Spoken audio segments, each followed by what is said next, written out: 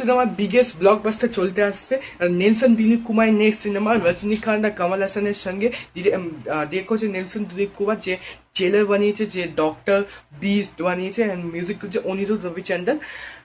Announcement video এসে গেছে। Announcement ভিডিওটা কি ক্যাশ দেখাচ্ছে যে দুজনের আলাদা ইগো আছে, একটা ইগো আছে যে একই ড্রেস একই ম্যাচিং কিছু পরবে না, কারণ কি দুজনেই সুপারস্টার।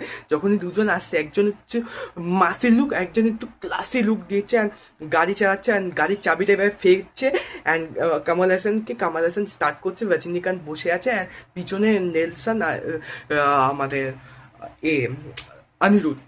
আই থিঙ্ক এটা একটা light hearted dark comedy cinema হবে, and I am super excited for that, because Nelson Dilip Kumar এবার কিছু কুক করতে চলে। নেলসন দিলীপ কুমারের জেলার সিনেমাটা খুবই ভালো ছিল, আমার খুবই ভালো লাগে।